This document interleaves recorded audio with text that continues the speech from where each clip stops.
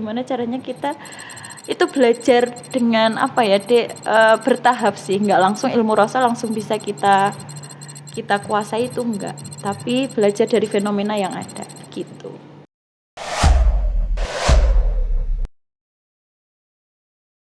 Assalamualaikum warahmatullahi wabarakatuh.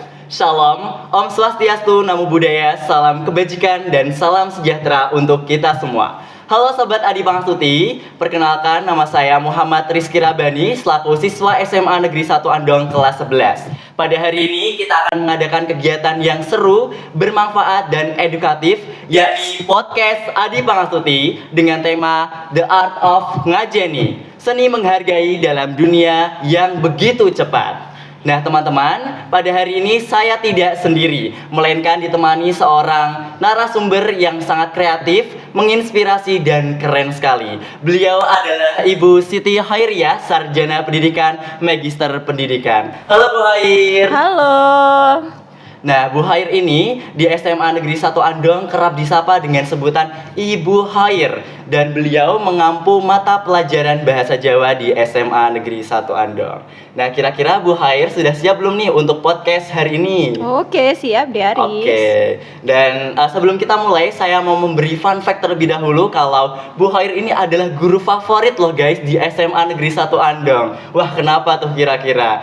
Jadi Bu Hair ini kalau sepenglihatan saya, setiap beliau jalan itu pasti ketempelan teman-teman. Bukan ketempelan yang itu ya Bu Hair ya. Pak, ketempelan apa ini? Ketempelannya itu ketempelan siswa-siswanya yang sangat akrab dengan Bu Hair, yang selalu meminta foto dan meminta bikin sesuatu yang asik gitu tentunya. Nah, kali ini izin saya akan memberikan beberapa pertanyaan kepada Bu Hair yang tentunya berkaitan dengan Adi Pangstuti dan kesopanan. Langsung dimulai aja ya Bu? Iya, Oke. boleh. Untuk pertanyaan yang pertama, menurut saya pribadi nih ya Bu, kata Adi Pangstuti itu adalah kata yang sangat mendalam, memiliki banyak filosofi, dan filosofinya tentu saja besar karena Adi Pangstuti itu adalah kata yang diambil dalam bahasa Jawa. Nah, kalau kira-kira nih Bu Hair diminta untuk ngejelasin Adi Pangstuti dalam bahasa Gen Z atau bahasa tongkrongan, kira-kira Bu Hair tuh menjelaskannya gimana ya Bu ya? Oke, baik. Adi Pangstuti Ya, itu kan benar. memang berasal dari bahasa Jawa ya, Dek. Iya. Yang Adi itu dari dua bahasa. Adi itu artinya baik atau bisa berarti kalau Jawanya linuweh. Oh, Linuweh itu lebih. Jadi baik yang lebih itu kan terbaik gitu Iya, artinya. benar, Bu Hair. Kemudian yang Pangastuti itu namanya berasal dari Jawa juga yang artinya memuji atau istilah kata mengabdi juga bisa. Jadi mengabdi yang paling baik atau terbaik itu ya Adi Pangastuti itu kan dikemas dalam hastalaku. Nah, Iya, benar. cara untuk biar Gen Z sekarang ini supaya kental dengan Adi Pangastuti itu kan melalui pendekatan, Dek Riz. Iya. Pendekatannya ya banyak caranya. Salah Apa aja itu, salah satunya adalah kita tuh contoh ya, Bu Hair seorang guru. Tadi berlebihan kalau Aduh. Ibu menjadi Tapi itu menurut saya fakta sih, Bu. Ya itu tuh pendekatan ya, kalau Ibu sendiri tuh lihat anak-anak tuh sukanya apa gitu, minatnya apa. Berarti Nah, dengan cara pendekatan gitu ya? satu pendekatnya lebih personal gitu kan. Kalau Ibu contoh kecil, Ibu suka konten nih. Nah, anak-anak Gen Z sekarang itu kan dekat dengan konten-konten Ya, kayak benar. gitu. Nah, itu Setuju. salah satu trik dari Ibu yang Ibu caranya observasi dulu anak-anak itu suka konten nih. Nah, dialihkan ke situ karena sudah suka konten, kita mendekati tuh, ditanya, kita empati juga di situ. Dek, sukamu apa gitu kan. Kadang-kadang adik-adik itu belum bisa terbuka gitu kan, masih apalagi yang introvert gitu. Iya, Nah, benar sekali makanya itu. kita perlu pendekatan itu di Aris yang pertama. Oke, itu sudah cukup atau ada lagi Bu Hair? Ya, pertama kan pendekatan, kemudian kita alihkan, oh, saya seorang guru. Saya pribadi itu harus memberikan contoh gitu kan. Contoh bikin konten. Nah, sekarang gini di Aris ini kebetulan juga akun ibu yang Instagram itu Ya. tuh jadi bintang gitu. Oh, Masya Allah, keren sekali. Mendadak Ibu juga. Hayat. Ya bukan keren sih, itu berkat anak-anak juga, Dek. Karena apa? Ibu suka bikin konten, kemudian anak-anak suka itu gitu. Ternyata suka. Nah, itu salah satu cara atau pendekatan ibu tuh melalui sosial media. Mereka terinspirasi barangkali karena ibu juga kasih caption-caption kecil yang membuat membuat apa namanya?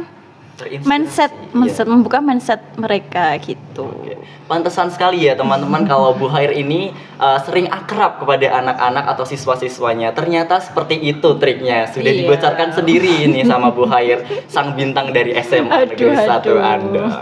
Oke, untuk pertanyaan selanjutnya Ibu, kalau kita berkaca nih ya, sekarang ini pasti banyak Gen Z yang dia itu agak kurang gitu untuk kesopanan. Karena kalau ingin bersikap sopan itu kelihatannya kayak cupu atau kurang keren atau kurang cool gitu ya. Oke. Gitu. Jadi kira-kira Bu Hair itu gimana ya cara meyakinkan siswa-siswanya bahwa berperilaku yang sopan santun itu adalah perilaku yang keren, perilaku yang bagus dan perilaku yang cool sesuai dengan zaman sekarang. Itu bagaimana ya Bu Hair? Oke, kalau itu tuh menurut ibu gini deh.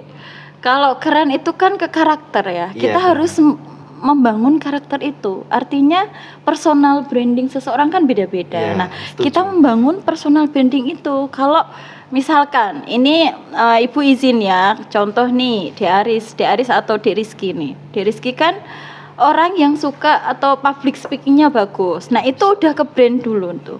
Itu kan karakter. Nah, orang-orang pasti melihatnya salah satunya, oh ini orangnya sopan nih. Masya Allah. Udah ke brand dulu. Nah, di sini kan PR-nya ada beberapa anak yang belum punya brand itu, Iya. personal branding itu.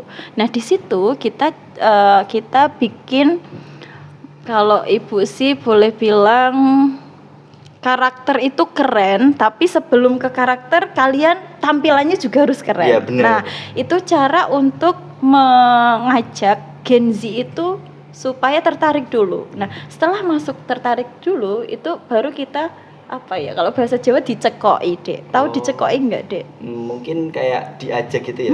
Diajak tapi dengan cara yang halus, Iya. tapi sebenarnya itu mendoktrin tapi pelan gitu. Oh, gitu. Tapi halus dan bahkan nggak terasa. Berarti gitu. kayak nggak terlihat gitu ya secara mata. Nggak terlihat tapi dari dalam bisa hati dirasakan. gitu. Ya. Betul. Oh, iya. Seperti itu ternyata teman-teman. Gimana Bu Hair, sudah cukup? Tambahan lagi barangkali gini, soalnya anak-anak Gen Z, Iya. Gen Z apalagi nanti Gen setelah Gen Z, Gen Iya. apa itu? Gen Alpha Bu. Ya tentunya bukan gendeng ya. Ya, bukan dong. Nah itu kan kita harus ini deh, benar-benar kalau ibu memberikan contoh atau bisa menginspirasi, karena guru yang baik itu kan memang memberikan, Harus bisa menginspirasi. iya harus bisa menginspirasi, karena seluas apapun seseorang, sepintar apapun, ketika dia nggak bisa menginspirasi ya sama aja Iya, setuju gitu. saya tuh, Bu. Jadi kita kembali ke diri kita kalau ibu pribadi ya, niat ibu bukan ingin keren-kerenan atau sok-sokan butuh validasi, enggak deh. Cuman ketika kita ingin mengajak seseorang, ingin memberikan perubahan, walaupun perubahan itu kecil, kita harus berubah dulu ke diri Iya, kita. harus mencontohkan ya, Bu. Mencontohkan dulu, menginspirasi begitu. Nah. Oke, berarti dapat kita tarik kesimpulan bahwa Bu Hair ini lebih memilih kepada pendekatan ya Bu, dan Iya, mencontohkan betul. kepada orang-orang terdekatnya untuk supaya bisa berbuat keren gitu, terutama Tapi, dalam Dek, perilaku. tapi ketika kita udah niat kayak gitu tuh, namun ada beberapa, teman barangkali Iya. gini, orang itu ngesok banget sih, Iya, kayak syirik ya, gitu, Bu. sirik lah, itu nggak lancar deh. Iya. Pasti ada hambatan atau ada pasti seseorang yang nggak suka. Nah itu juga kadang-kadang membuat kita tuh Minder gitu. bukan minder, bahkan wah ini gimana ya, saya tuh punya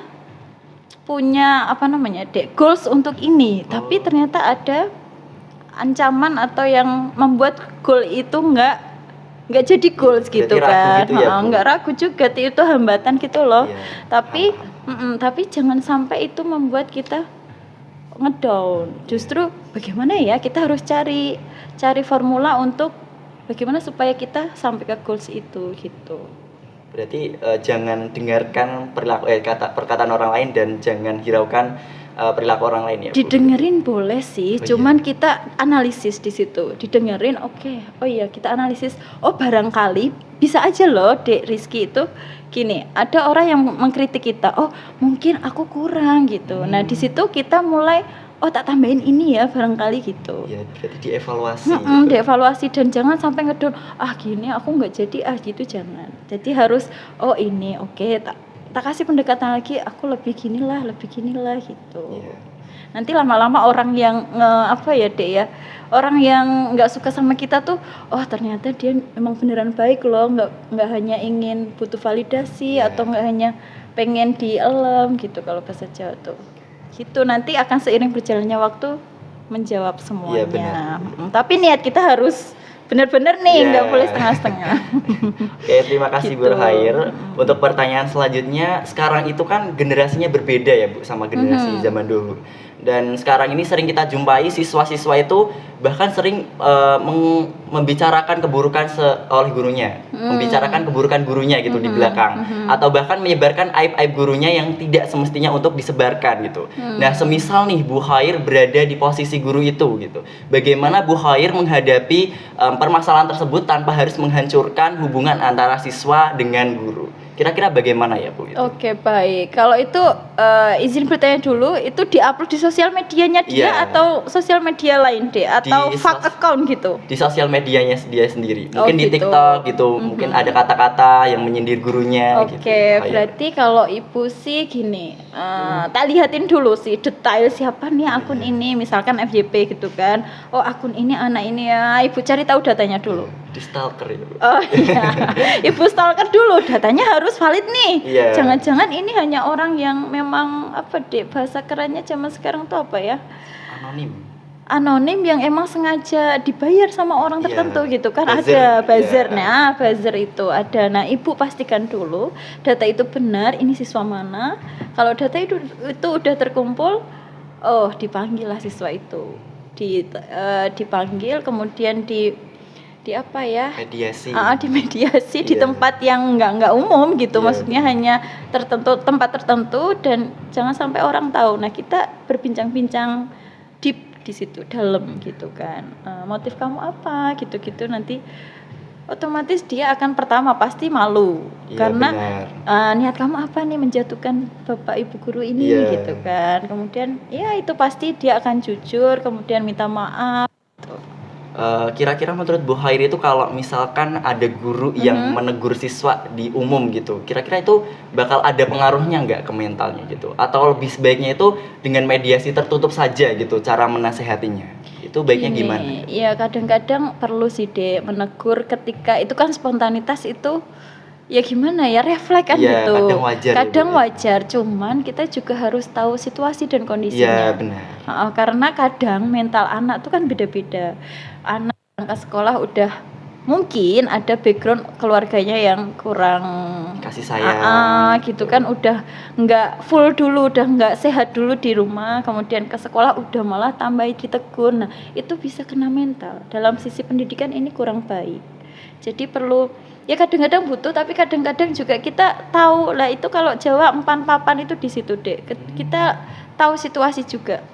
Jadi jangan kemudian ya mungkin susah juga sih Dek Aris, Dek Rizky ya di sini, cuman kita harus benar-benar nggak langsung frontal, tapi diamatin dulu. Jangan langsung kamu kayak gitu, jangan.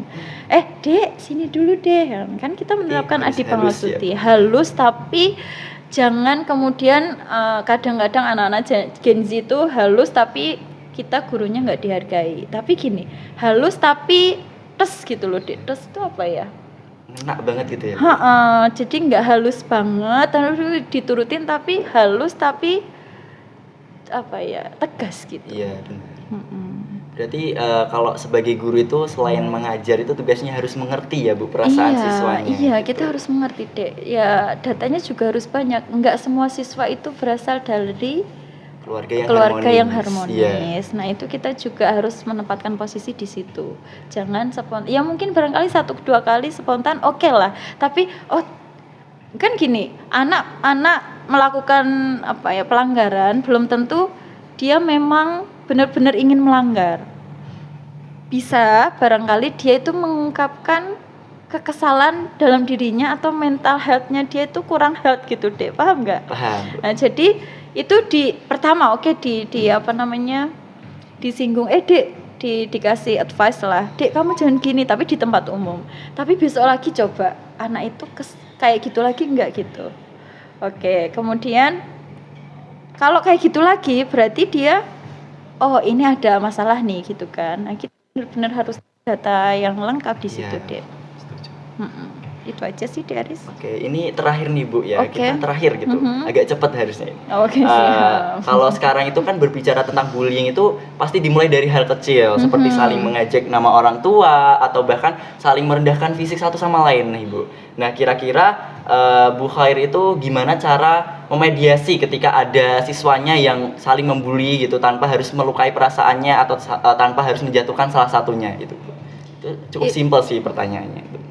Siswa yang membuli orang tuanya. Bukan, siswa yang membuli siswa lain seperti mengejek nama orang tuanya atau saling merendahkan fisiknya, seperti itu Bu Khair. Itu ibu yang bertindak atau siswanya? Ibu ya, ibu melihat fenomena itu gitu. Oke.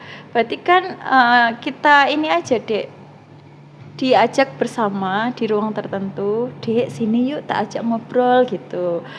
Bahasanya yang sopan, bukan dek kayak gitu, enggak langsung hei kamu ngapain di situ, jangan dek sini yuk tak ajak ke sini, ada apa Bu, pasti gitu.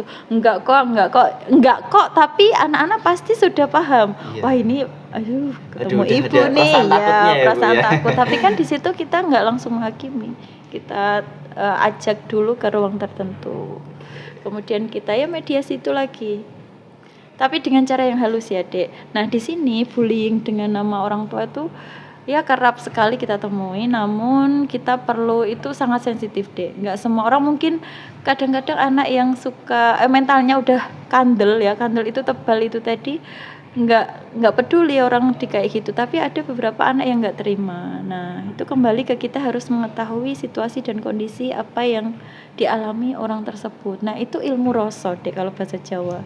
Benar. Jadi tapi ilmu rasa di saat ini tuh sangat kurang, termasuk di apa ya ibu sendiri juga masih belajar, namun gimana caranya kita itu belajar dengan apa ya dek, bertahap sih, nggak langsung ilmu rasa langsung bisa kita kuasai, itu enggak, tapi belajar dari fenomena yang ada begitu.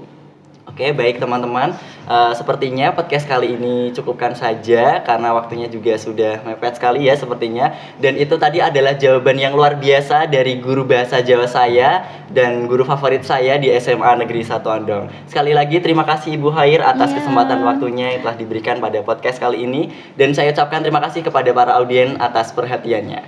Terima kasih. Wassalamualaikum warahmatullahi wabarakatuh. Waalaikumsalam warahmatullahi wabarakatuh.